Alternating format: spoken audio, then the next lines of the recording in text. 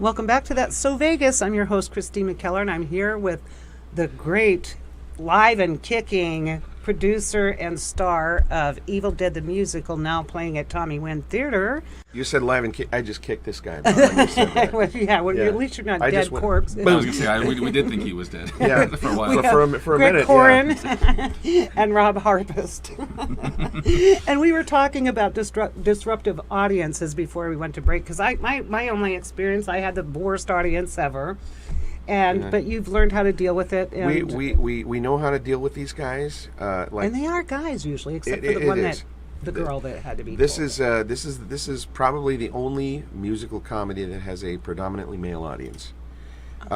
Which it's good, it's fun, but as you experienced, it can be a pain. But we've been doing it long enough now. We know how to deal with these people, and we've kind of become a kinder, gentler show.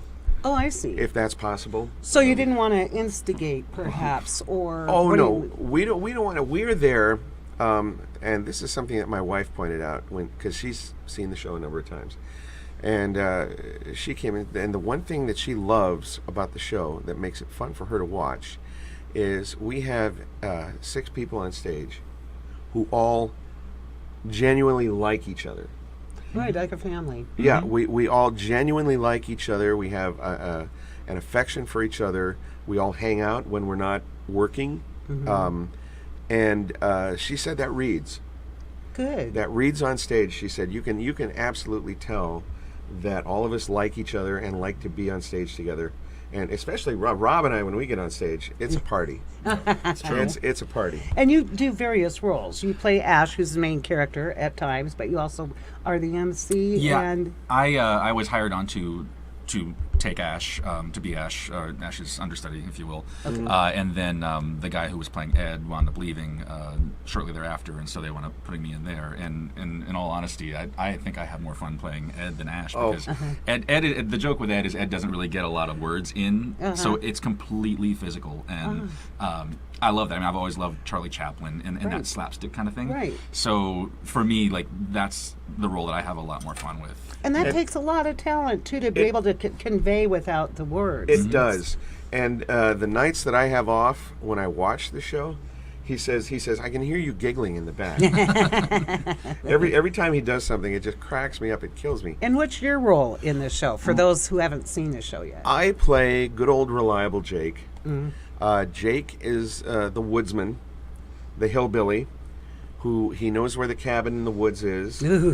And he has to take, he takes Annie, the archaeologist who has the demon pages, and Ed, who is her father's associate, to the cabin where all hell breaks loose. Literally.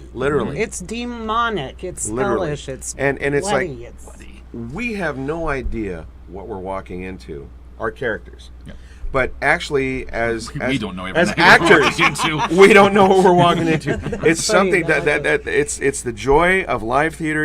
It's a different show every night. I love it. The nuances, anything goes. And it's like when we come running in at the end of Act 1, Ash is killing his girlfriend. His demonic Ash. Yes, he has become his girlfriend is a demon. He's cutting her head off with a chainsaw.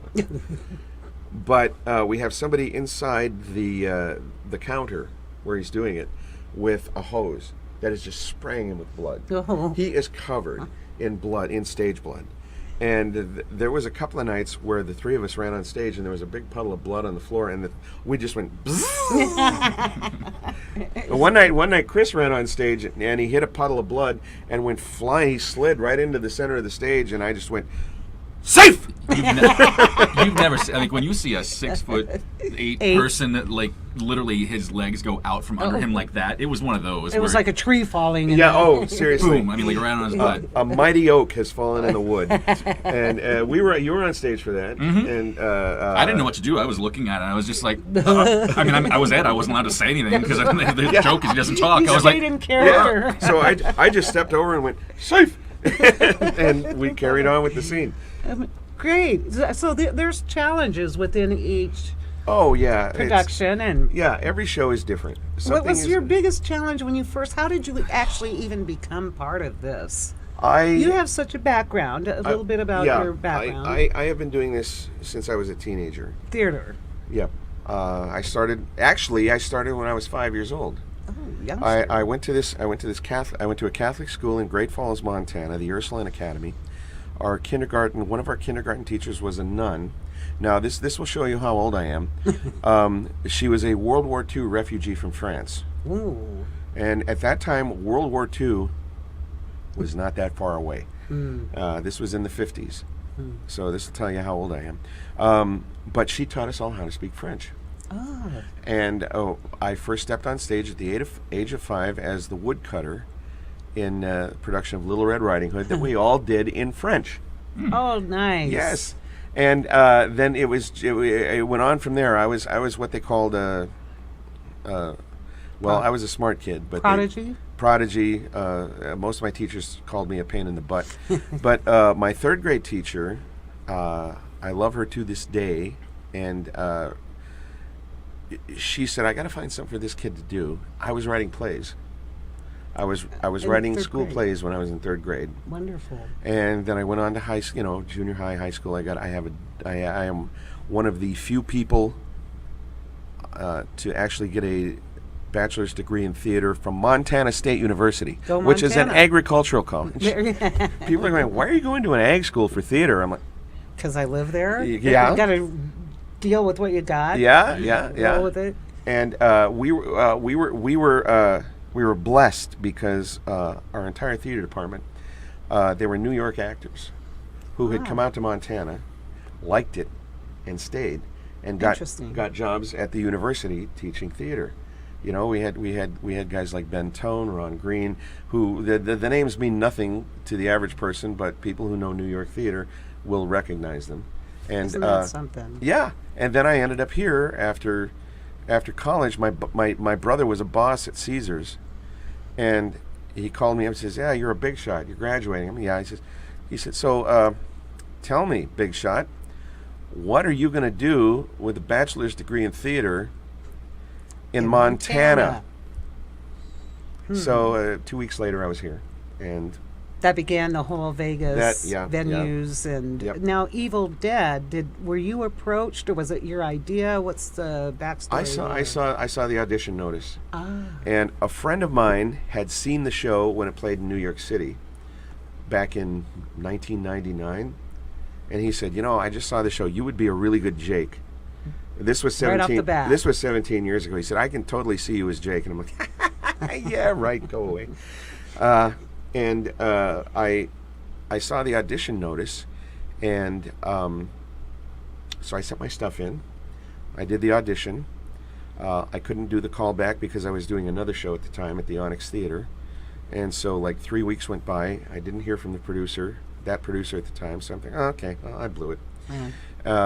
And then all of a sudden, one Sunday night, the phone rang, and he's like, "Can you be at rehearsal tomorrow? I want you to be Jake." Just like that. Yeah. There it was. Mm-hmm. That was 3.5 years ago. And I'm still there. And you're the producer now. Yeah. Well, yeah. Well, I'm not. I am on the production staff. I don't like to refer to it as being a producer, but I am able to guide the show. So were you in part mostly responsible for, say, like hiring this handsome fellow? I was not responsible for hiring Rob. No. Our former producer hired Rob, but I am very glad that he did. Yeah. And I wonder if part of the rehearsal, everybody in the back of their heads going, "Do we really like this person?" Or do you just think like you guys are just being sucked into this vortex that you have to be? I was lucky because when I walked in the door, they said, "That's Bruce Campbell." Yeah, you do look. I know, and that's a compliment. But that was. I mean, there was no question. They watched me walk in. They went, "That's Ash." Yeah. Yep. We knew. Except Jennifer. She said, "That's George Clooney." Well, one or the other. Neither one is bad. It depends on if I pull my hair back and you see the gray coming in. That's right. You have to put your gray in. Yeah, for exactly. The show. Seriously. The rest of us are doing everything we can to get the gray out of our lives, and you're sitting there. I earned my gray. Haven't we all? I'm not talking about. No, I'm a father and a grandfather. I wear it proudly. Yes. Well, you've earned every stripe. You're still earning your stripes. Well, talk. We're going to talk more about you when we come back. All right. There's so much going on between the two of you in the show, and the anniversary. We have to talk about that. Oh yeah, we got to talk about that. Don't forget about the Red Roof Inn across from the Hard Rock in Paradise. No resort fees, no parking fees. That's a good thing. We'll be right back.